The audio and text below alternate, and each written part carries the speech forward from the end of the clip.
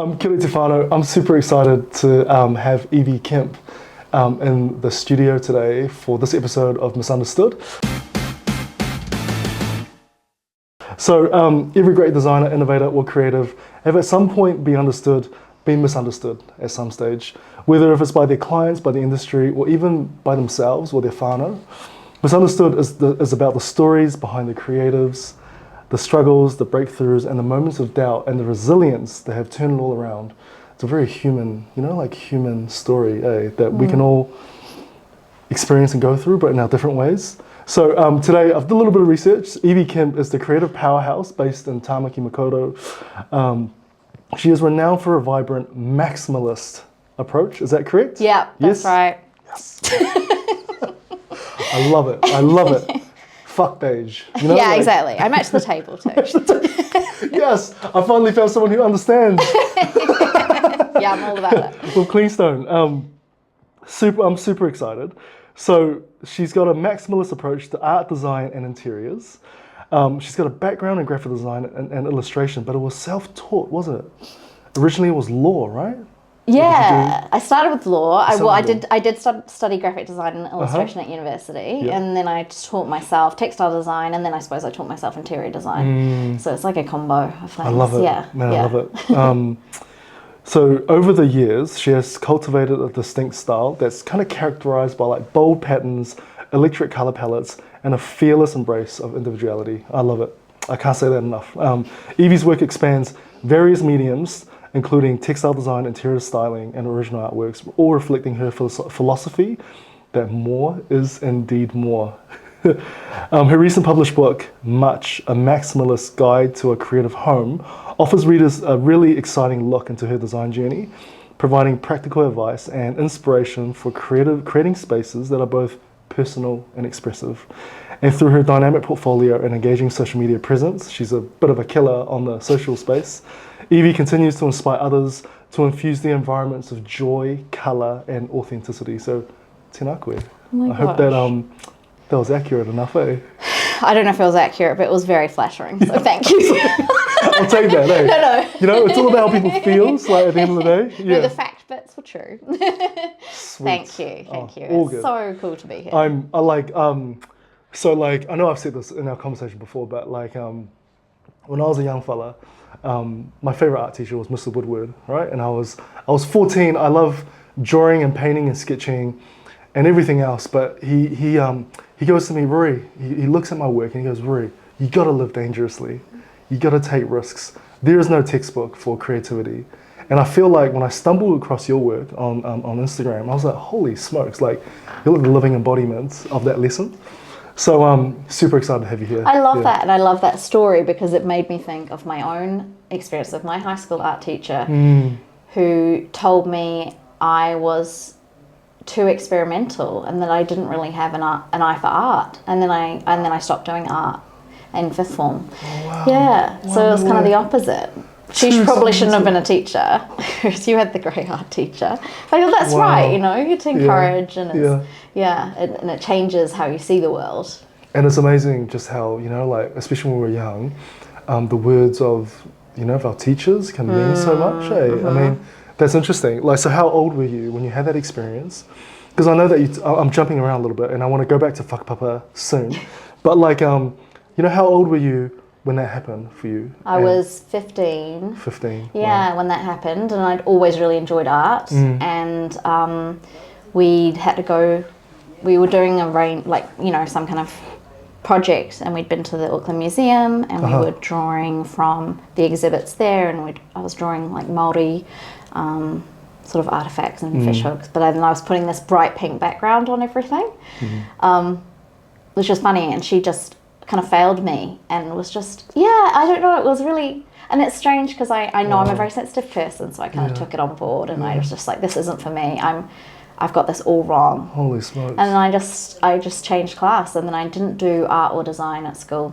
Yeah. So from the age of 15, 16 I suppose? Yeah, then I just didn't, and I still loved it in my own way. Yeah. I think if I'd been able to, I would have kept going. But I got it in my head that it wasn't the right track for me and I wasn't good. Oh, wow. Yeah. And then you then you finished school. I'm jumping around a little bit. You then did law. Yeah, right? yeah. So tell me about that. How did you get into law? Yeah. It's funny because the more people I meet who Yeah. are entrepreneurs or Yeah. creatives, Yeah. there's a surprising amount who went to university, started law, and then quit because they weren't really made They knew it. that's what they didn't want. Yeah, Right? yeah, or they couldn't. I think in my case it was more that I couldn't. Yeah, because at school, my strong subjects then ended up being written subjects. I enjoyed debating. I was really into my kind of politics, and I didn't really know what jobs existed. And, rightly so, because I think we both sit here today with jobs that didn't exist when we were at school. So we couldn't have predicted that anyway. And that's why I went and I studied law in a conjoint with art history. And, so I'd kept my interest in arts through the kind of history side. But then I had a bit of a sort of mental health crisis, I guess, about 18 months in. Yeah. Wow. So 18 months into your law degree. Yeah. So when I was, I went to architecture school. I was 18. So you go straight from and, school? I went straight from school, when I was 18.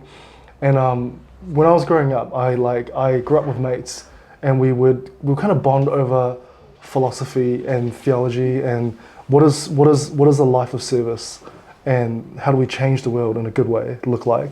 So I grew up in those conversations.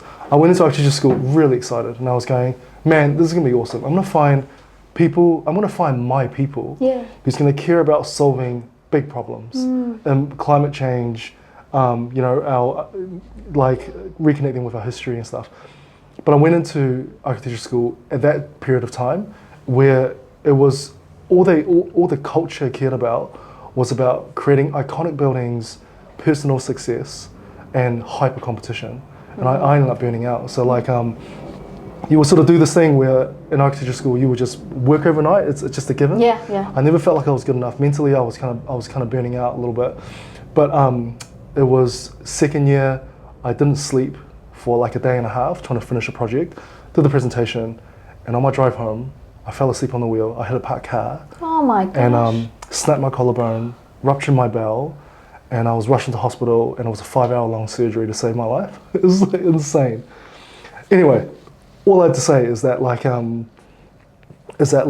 understand, when you're in the wrong place, our bodies and our minds, there's something that is telling us, for me, I come from a Christian tradition, there's, spiritual is God, it's God guiding me in that direction, but I understand, what was that experience like for you as a young person, 18 months in law school?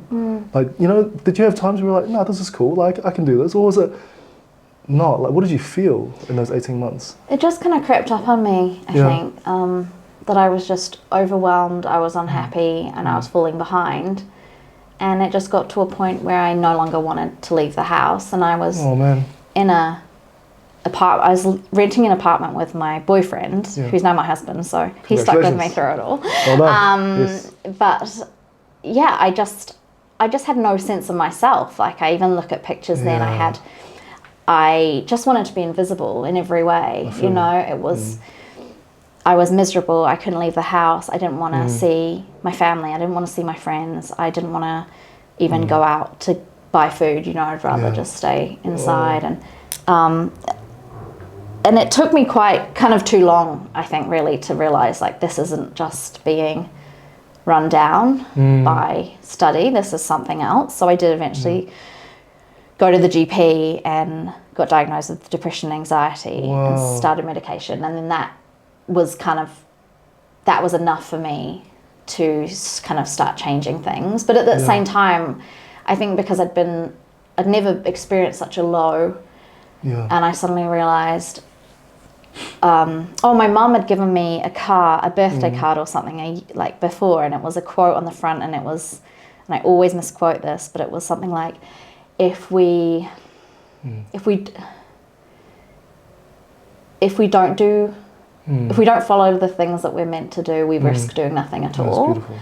Right. And that really, at that point, really struck me that I was kind of like, I have to do something different, or I'm not gonna get through this.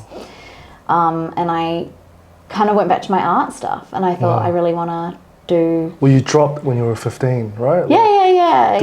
Did you always, even though you stopped taking art at school, did you always, in the background, still had like a creative? Yeah, I did. Yeah. I still kind of liked to paint at home. Yeah. I still was kind of really creative, and my family are quite creative, so at home it was okay. Yeah.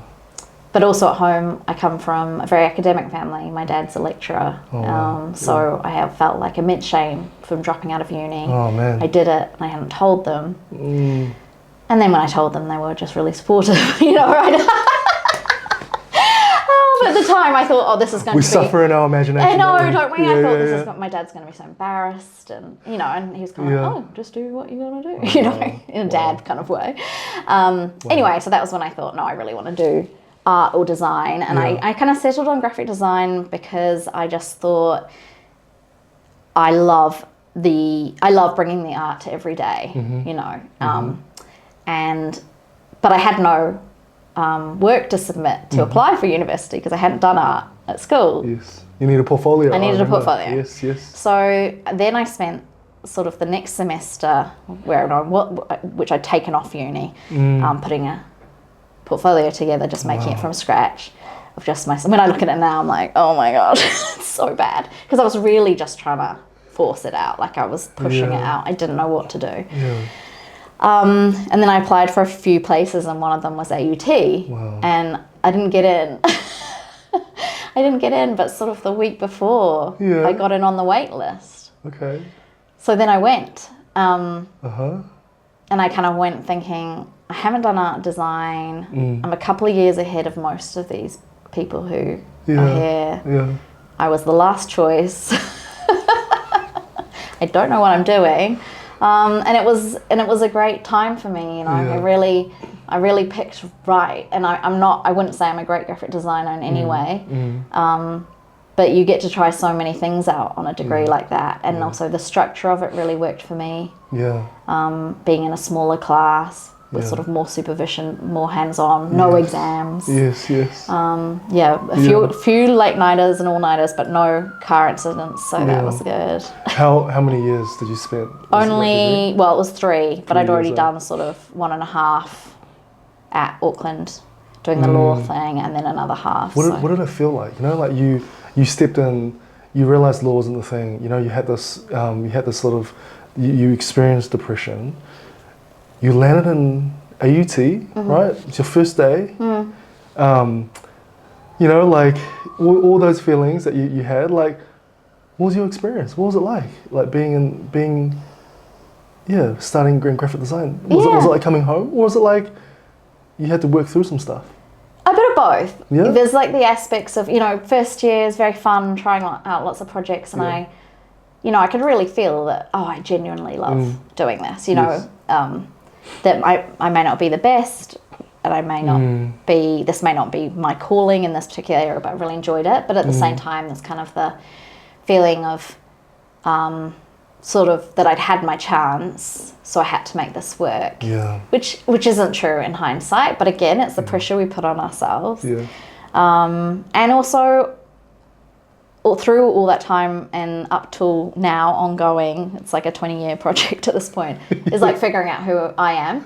Yeah. So I kind of felt like I'd sort of disappeared at that point, and that I had to sort of find who I was again. Yeah. And when you started your journey in graphic design? Yeah. Wow. Yeah. Wow. So I sort of thought like my creativity in my work has gone hand in hand with my kind of confidence and my creativity in myself. So it's sort of like I couldn't have one without the other. How did you find it, Evie? None of those questions on my list, but in my script. But I'm just so drawn to the story. But how did you find, I guess, that for yourself? Like life changing and so great. And I wouldn't say, especially that the degree or the university was anything special. Yeah. I had a couple of tutors who were amazing, so that's kind of how I ended up doing illustration, is because the tutors that taught that were really engaging and really inspired me. And I just sort of started finding my own way and my own voice with things.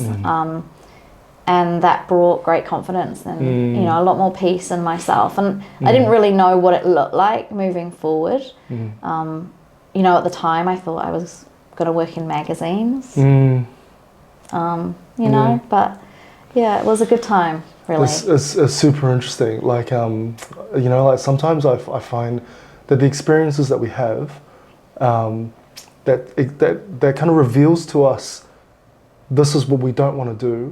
Is sometimes in education equally important to the experience that affirms this is what we think we want to do too. That is so true. Yeah. That's what I always think. I think, you know, if you learn what you don't want to do, then it wasn't a wasted exercise. Not a waste of time. Yeah. But ideally not like years and years and tens of thousands of dollars of student loan. Oh, I know.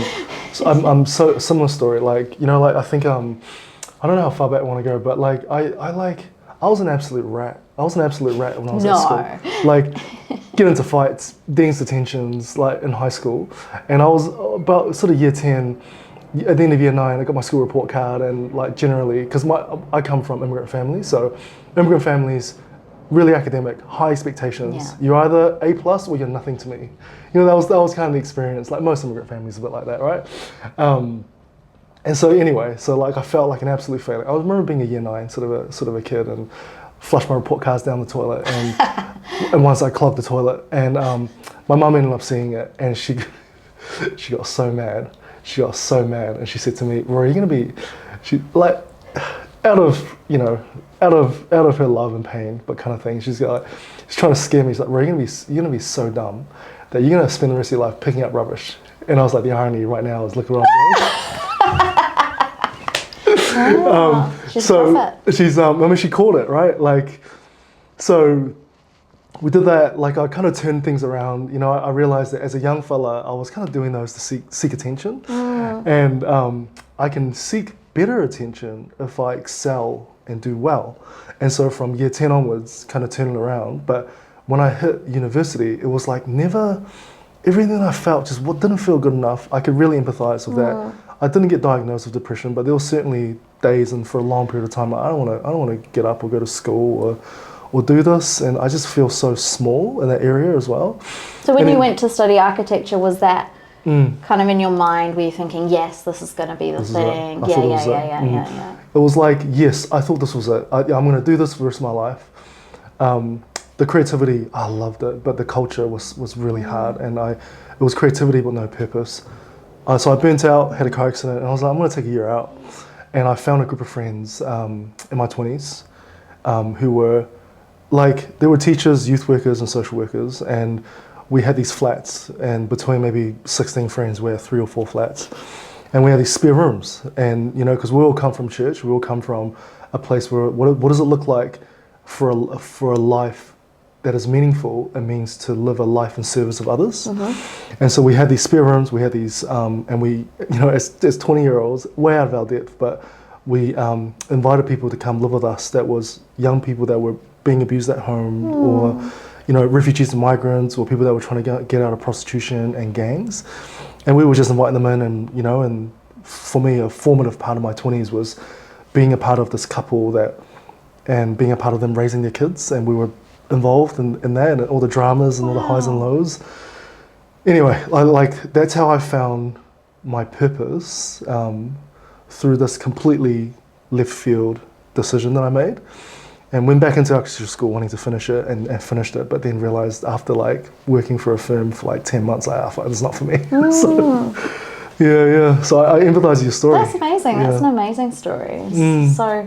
So cool. It's quite amazing, really, that you did manage to go back and finish, because I sort of think that you obviously already had one foot out the door by that point, that you were thinking, this isn't the path to what I want to be doing. I struggled, but I really felt I went back with and I was going to ask you about your experience of study as well, but like I went back with a different purpose, and my purpose was climate change and poverty, right? The thing that I feel compelled to do, I love doing creativity, tech, and entrepreneurship a little bit later on, to solve like the world's biggest problems, like environmental challenge. And so I went in with a different view. I stopped caring about what other people thought or how I compared, and did it, and based on that. And so for my last year's thesis, I wrote a thesis on how do we, instead of being architects that design for, make decisions on people's behalf, how do we give people the tools that they can design for themselves?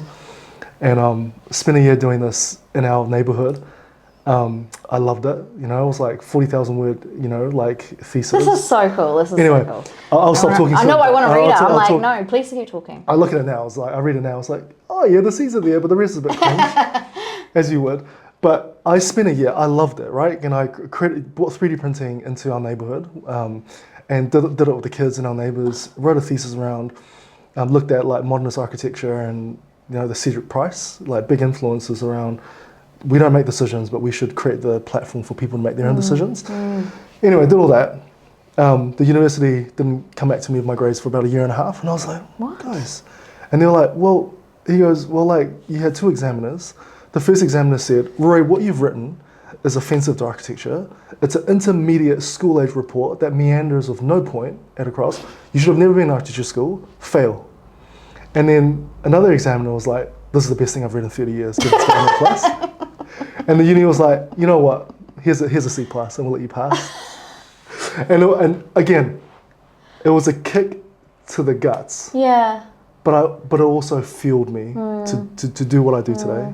And I wonder there must be those moments for yourself, right? And so like, what was it like? How did you then go from, like, you studied graphic design, and then at what point did you realize that content creation and, like interior design, like at what point did you realize that this was like what you're going to do for the rest of your life? Well, like, I don't know if I am going to do it for the rest of my life because I keep changing. It's all kind of a bit of a meandering path. So in my final year at uni, I was really, I have to stop saying the word lucky because I use it, but I'd pitched to illustrate a children's book. And I got that contract, which wasn't a big money maker. It was a big... I mean, how much was it? Boost. At the time? I think it was about $1,000. That's pretty decent for a student. Yeah, it was good. And I still technically get royalties off that book, but it's never been a big payday. Yeah. But to have that as I was leaving university was like a big boost to my confidence in terms of okay, this work. Yeah. I was also another kind of, again, it's a sign of the times of what was available, but I'd done my work experience component at APN, so the New Zealand Herald, and at the time all the other newspapers they owned, which was a lot, and they had an entire department of Mac operators, was what they used to call them. Yeah, so I was a Mac op, which I think really shows your age. So I was just making ads, and I was doing that. I did that as my work experience, and then I continued doing it part-time, and then they offered me a full-time job when I left university. So again, I felt very fortunate because I could just go into a job and then start to figure it out. I didn't really love it or enjoy it. It wasn't very creative. It was really useful in terms of learning a lot of practical skills and working in a kind of commercial environment. At the same time, I was illustrating the children's book, and then I'd started doing my own illustrations and producing them as kind of art prints, and started selling those. And that's kind of how I got into... Did you say that happened while you were at while APN? I was at APN, yeah. So kind of I for the first sort of year or so, I sort of was building my business, and then I just kind of kept cutting my hours down at the newspaper, which was, they were so great to me, really. It was good. And, by the next year, all of that had been taken over by, robots, essentially. Like there were no humans moving the things around. So I wouldn't have had a job anyway, but by that time I'd left. Yeah, so I just kind of built it up. So I had that on the side, and I could kind of work on my own thing. And do kind of craft markets and Etsy and all that stuff. You can't skim over that story. You can't skim over that story, Evie. Like like as a fellow entrepreneur, like I salivate over the details. What did you do to make that side hustle work for yourself? So you were working full time at APN at the start. Yeah. At what point did you realize, you know what, I'm going to start selling prints and making this? Like, how did that happen? Well, I'd already kind of done these designs as my what do you call it? Like my final exhibition at university, and I'd had a good you know, I'd got a good response to them. And they were mostly textile designs that I'd done, and I really liked this style that I'd kind of developed. And so I'm trying to think of the timing, but it must have been around the time, if not Instagram, maybe Facebook. Oh, yeah. So I would share my work. Yeah, it was definitely Facebook. We had like a, you know, a class page and all that stuff. And it was sort of through there that then I started thinking I can make this into a thing. It was like peak craft market, you know, peak Etsy. Etsy was really in its like heyday when it was good, and it was actually crafters, and you could actually get your things seen and sold. So I was on Etsy. So that's kind of how it took off. And then I got stockists in New Zealand mostly, but sort of smaller shops who'd buy my prints wholesale. How did you, like, you know, as you were working, how did you, like, what was your approach? Did you just post regularly of your content and then people go, oh, I like that, can I buy one? Yeah. Or did you jump on the phone and be like, hey, no? I'm so phone averse. Is no, it? no, Yeah. I'm not. I'm not a good networker. No, I'd just be posting things. I mean, there were points where I did send out, you know, kind of examples and samples and contact shops I wanted to be in.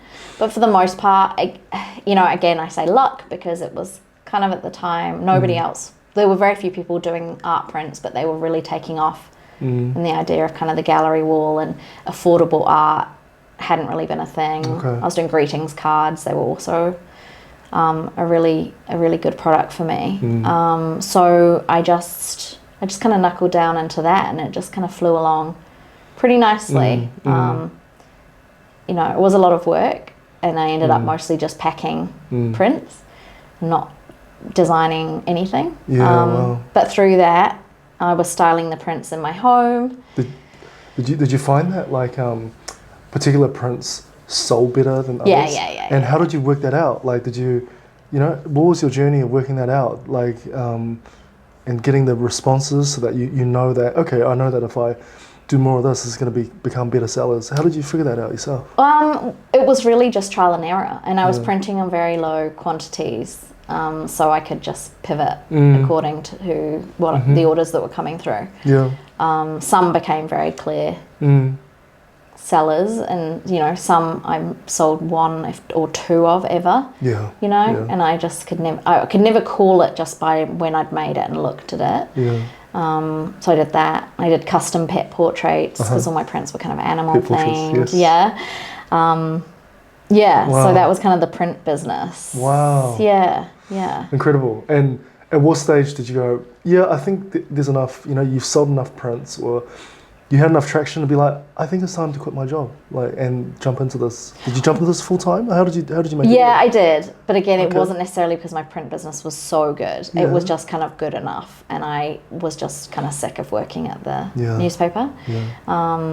You know, that's kind of a pattern for me, that I like a change. I like something new and shiny. And I just thought, you know, I was on minimum wage or something in the newspaper. It wasn't like, by the time I was down to 2 days a week, it wasn't, you know, I could do babysitting and stuff and make the same money. Wow. So freelancing, and you made it, like, how many years did you have that as a side hustle before you took that as, like, not that long, no. I think like no more than 2 years. 2 years, wow. Yeah, I think maybe 18 months probably all up, you know, with the sort of taper off of the work. The job. So I was pretty young when I went into my own business, and I've never worked for anyone else since. How old were you? Do you mind me asking? No, I don't mind you asking. I'm trying to work out. I think I must have been about 23 or 20. Wow. Yeah. I was about, I was 24 when I, you know, like, quit my job and jumped into critical, but not even knowing what it was going to be at the time, because it wasn't this. It took like a couple of years of figuring it out, 5 years of that, and then 2018 was like, okay, this is what we're going to focus on. And even by that time, I started to I had a part-time job, and the other what, like 20, 40, 50, 60 hours was just doing R&D and trying to get the tech to work. So I understand that. Like, so you done the prints. I mean, like, how did you get into content creation? Like, how did you get to doing what you do today? Did you go from prints and then to making content? Like, what was that journey like for you? Yeah, well, I needed to promote my prints and sell my prints. Yeah. And I'd always been into interiors. Yeah. So I just was taking photos of my home or styling setups. And that kind of, I can't really remember sort of the exact kind of who contacted me or steps that came first, but like my home was then featured in Home Style. Dulux got in touch with me, wanting to work with me, and they're someone who I still work with today. How old were you when so were you just styling your own home and then taking photos and? Yeah, just that must have been when I was like 24, 25. Yeah. Just renting a place and you had Instagram set up back then? Yeah, I was like one of the first people on Instagram, which again is sort of like kind of a bit why it worked so well for me. I wouldn't say that. Your content is great. Lots of filters, but I've always been on Instagram and it's always been my main source of income. So it kind of just started pivoting from that. I mean, it took a long time for it to become that I would actually be paid for posting. Wow, okay. But it was more than the opportunities I'd get through posting. So I'd get stockists or I'd get collaborations on products. How back in those days, like how many times did you post? You know, and like too much, I think probably. Yeah, like, I think more than I do now. Like what? Once a day, twice a day? Probably once a day, but maybe more. Yeah. Obviously no video, which would made it easier. Photos, just a photo with a horrible filter on it.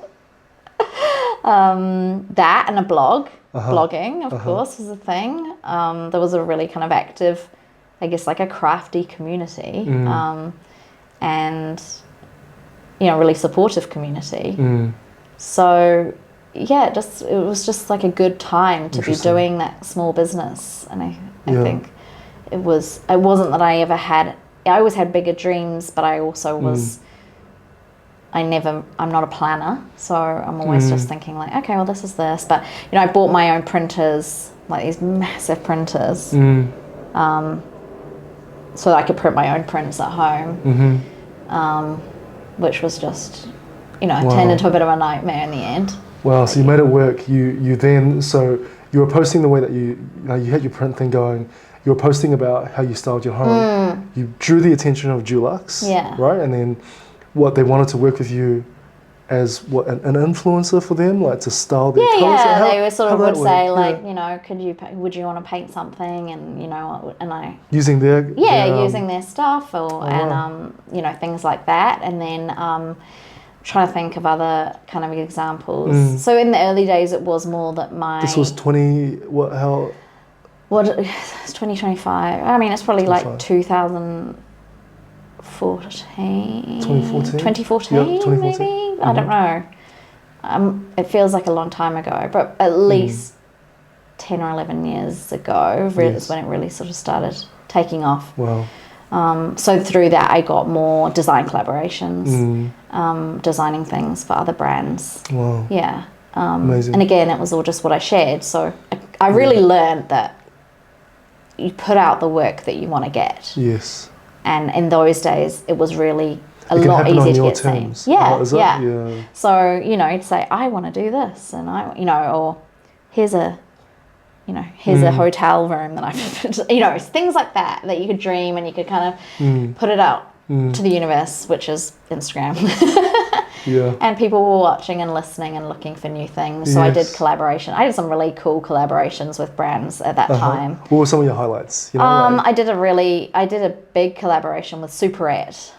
Doing this, I remember those. Yeah. They were like the cool brand that all the teenage girls. Exactly. Wow. And they're still cool, but now they're cool for kind of older. Yeah, they're cool for millennials people. now. Yeah. So I did for them. I did cushions, and I did it was all skulls. Wow. It was like this skull-shaped cushion, and then these ceramics, and then I started working with Studio Ceramics out in West Auckland, who sadly they don't exist anymore, but they were kind of one of the last remaining sort of ceramic factories, or the last remaining ceramic factory in Auckland in terms of doing production. So they had a lot of the old Crownland moulds, and they were lovely people, and I did some collaborations with them, and I just kind of helped them, helping them a bit with social media, and then I designed some things with them. So I designed some dinner set shapes, and there were sort of things like that just sort of came up just through putting myself out there as I'll do that. I have no experience. I'll try. Why not? Yeah. Were you like did you? Because I mean, like I look at your Instagram, like you've built a really awesome, loyal following. You pump out content that is consistent to who you are and the style that you have. Was that like a bit of a was that like over the years you were going through a learning process and trial and error, and you really figured out what worked for you and for your audience and the kind of content that resonated with them? Like, what did that learning journey look like for you in the early days versus to where it is now? Yeah, it's always been a kind of, it is still a journey, and I think it will always continue to change for us. That we'll take our audience with us, we'll gain new people, we'll move on, and I'm really aware that I've kind of changed what I've pivoted quite far from where I was originally. Oh man, yeah. In such a good way. Yeah, thanks. I hope so. But that I always try and keep at my core. That I try and have the content pillars of like that it's inspiring, that it's accessible. A focus on kind of sustainability and secondhand reusing and color and pattern. And sort of bringing that. And so, kind of like you were talking about, like what you felt like when you found what your sort of mission in life would be. For me, I think it's always been, but it's more recently that I've actually been able to like pinpoint it, that it's inspiring others to sort of live their most creative life. And whatever that looks like, it's unlikely to look like mine, it's unlikely to look like yours, but it's just like feeling like, well, what can I do today that's going to put a smile on my face, and how does that show up, and how I then show up in the world. Beautiful. And that kindness. That's beautiful. Oh, thank you. I love it, and I think I do also think that social media, like, it's done wonders for our business. Cool. And I often feel like businesses from the 2020s and up, in order for us to survive, we have to be great content creators. Yeah. Especially when, for example, we're in the building sector, and the incumbents, the competitors, the people that we're up against is like Fletcher's. They got hundreds of millions of dollars to be able to pump stuff into marketing, into product development, into distribution. And what is the way that we're going to do? What can we do to really resonate with our audience? It's the same thing. It's about, we must add value. Like, how do we help people? How do we inspire people to be more sustainable without compromising on their creativity? That's kind of the purpose. And you're able to be that, but you're a real person who's using these things and who cares 100%. About this, and you can put yourself front and center. Fletcher's can't do that. They don't have that ability. Like, I've always kind of thought with business, a big business is a cruise ship, and we're a little speedboat. And there's a real advantage to that sometimes. 100%. That if we need to pivot, we pivot. And you need to change some colors. Exactly. Something goes wrong, it's only a problem of this size, not this size. And I think you could play within 100%. Those. And I love what you said there about the speed of change, because the speed of change is that you and I can have a conversation today, and I can make that change tomorrow, and we'll make that happen. In the next 2 I know you, and you will. You've already done it. Yeah. But I love it, and I think, and I do genuinely believe that, it's actually also never been this easy to start businesses too, and to be able to live your most creative life through social media, for businesses through Shopify. It's amazing how easy it is. The education resource is all over. So it's a really exciting time. It is so exciting. It's a real democratization, I think, of business and entrepreneurship. That if you really, anyone can be seen. If it can be hard, but we can kind of get there. And 100%. But we, the tools are the same. And the other thing I also want to add is and why I think you're doing such a good job is, I do think that, I think it's in the last year or two when personal brands have reached $1 billion valuations, like the people behind personal brands. Wow. Not that I'm a fan of the names that I'm going to drop, like Kylie I Jenner. knew. Yeah. You know, like, Yeah. no, I'm a fan of Yeah, what yeah. they do and stuff. But you know, like The Rock, yeah, respect to him. He was a classical, but you know, he had a personal brand. He launched it, and I really do think that that is the way of the future, and that you know, everyone has to create content that resonate with clients, that resonate with the people that you love, that you're trying to serve. Yeah, you have to be, you know, people buy from people. People now, buy from people. Yeah, 100%. and more than ever, and that trust has to be there, and you know, I think you do such a great job with that. I'm just really interested, actually. Is TikTok your best performing? LinkedIn. Oh, LinkedIn. Okay. Yeah, LinkedIn okay. is. This so, is what I've got to get on. I've got to be inspired to do LinkedIn because I don't do it. Yeah. I think LinkedIn, man, like outperforms every other content Amazing. by a wide margin. But I think we're seeing Instagram catching up a bit more Okay. now that we're learning how to script and you know tell the stories a little bit better. LinkedIn is definitely by far like we I think like the second video that we put up, it was last year. It was in May last year, and I was doom scrolling, as you do, and I saw this video of this lady trying to sell timber machinery. It's her business, right? So she sells timber machinery, and she was introducing her timber machines. But the way that she was doing it was that she was wearing yoga pants. Oh, right, yes. I've seen this. The way she was doing it, she was like, this is my X42 laser machine Boss 72. It's got 3,000 global power. And I was like, and I saw that and I was like, this is really funny. Like, I'm just entertained by this. I wonder if it'll work. And so I was just like, so we had her. And then I just cut to me wearing tight jeans and go, this is the marble clean soda it's made from this much plastics. And on LinkedIn it went viral. Oh, wow. So I think we got probably close to 850,000 views, like 7,500 engagements, and like a couple of like 700 shares, and I had no idea, like, and it was it sort of kicked things off a little bit for us, you know. It became, oh, you're that butt guy, right, on LinkedIn. I'm like, no, but that's not the message, but. We do make materials that do this kind of thing, and it helps. It all helps. Yeah. It's cool that you have that, like, both the confidence that you can recognize those trends to kind of get on, and that you're not afraid to kind of make fun of yourself. It's very good. I feel like it's a game of numbers. You know, not every content works. You never know what works, but the more you put out, the more we can learn and go, okay, well, I think people like this exactly. And you just put things out, and some things won't work, and some things do, and it's just figuring that out. I know that I've asked you this before, and I know your answer too, but like, you know, like what are you excited by? Like, what are you excited by? What's next, and what are you excited by?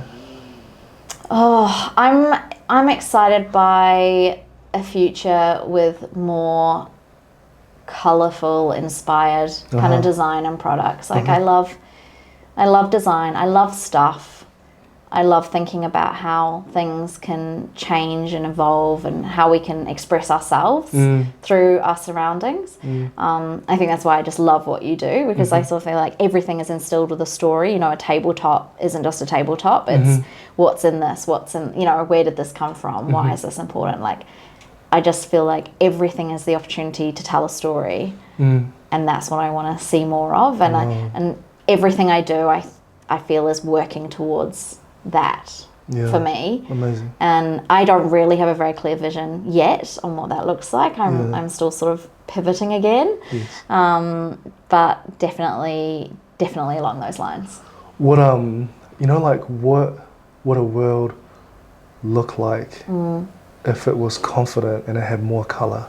What do you think that will do to the world? Well, I think we know what those worlds look like, because we look at other countries. You know, we look at countries in Africa and Asia and South Africa, I remember. Yeah, and they're often countries where people don't have a lot of wealth, but they have a lot of joy and they have a lot of meaning in their lives, and we've lost that so much. And I think in Aotearoa we've lost it possibly more than anywhere, that we've become so obsessed with this idea of, you know, they call it quiet luxury, and it's kind of quite hideous and not very luxurious. I'm choking on my own words there. That then it's seen as that anything colourful or patterned or is seen as bad taste. And there's a whole other conversation around that, and some amazing books around kind of You know, the arguments around whether like minimalism or neutral color palettes, you know, are actually kind of like in opposition to other cultures and how we see the world, and you know, why do we consider this to be, why is luxury beige, you know? Why is luxury not all these you know, when you go to like a temple and you see all these colors and all this richness, it's just an interesting kind of look at the world we're in now, and I really hope that we would see a return to sort of understanding these things. Wow. Yeah, and also just having that personal connection to things. You know, realizing when you're looking at a color or you're looking at an object and you, somewhere in you recognize, oh, I really like that. You know, that's making me feel something. Versus will it go with the curtains? Will it go with the carpet? You know, and just going like, forget that. You know. I love that. Eh? How does this make me? How does this decision and that color make me feel, as opposed to will it go? Hey, because it's like we don't design houses so that when we invite people over, we can brag about it. We want our houses to support our mental health and to support our growth and joy, right? And I think in lockdown we saw, you know, people felt that or understood that a bit more, because when there's no one coming around to your house and you're there and it's having to do all the jobs, you know, what does it really want to feel like? You know, what really matters at the end of the day? Is it that you know, that it looks like the front of a magazine, or is it that it feels really comfy and the couch 100%. Fits all your kids and you've got, you know, your grandma's sideboard and your 100%. Art that, you know, it's all those things that matter to you. And I really do want to say that, like the, you know, like I look at your mood boards, I look at this interiors and the spaces, and it's like this explosion of color, but it just works. That's very kind. And I think that isn't, you know, I say that isn't like, because I know I used to paint, I used to design, I used to, you know, I did that. That was most of who I am, like who I was, and it's not easy. It's really difficult to get these colors to work, and it feels like you do it in such a joyful and with ease as well. Like it all feels good and it comes together. Oh, thank you. That's really kind. I think it's a thing that we just practice at, and again, we've become quite scared of these things, you know. So then we doubt and we second guess, 100%. And then we play it safe. And, you know, if you buy the grey couch because it's safe, it's never going to spark joy. You know, you could get you could cover an orange couch and absolutely love it. And eventually you might think, I want to change this. But, you know, this is a process we'd go through with anything. And it's that whole, like, what about resale conversation around decorating, which is just wild to me. I'm thinking, why are you selling next year? Or and they're like, no. Well, then why are you choosing not to? You know, owning a house is an incredible privilege. It is. And those of us that are lucky to be able to paint a wall, like, why would you paint it for someone in the future you haven't met and you probably wouldn't like, you know? And it's an interesting way, when you question people on it, you think, why are we making these decisions like this? Why are we not making the decisions for us? Why are we not making decisions based on joy? Joy. Yeah. Exactly. My last question for you, and like, is you know, thinking about, you know, you're thinking back to what your 15-year-old self, maybe it's your 15-year-old self, or maybe it's your 18-year-old self. They've just started law school.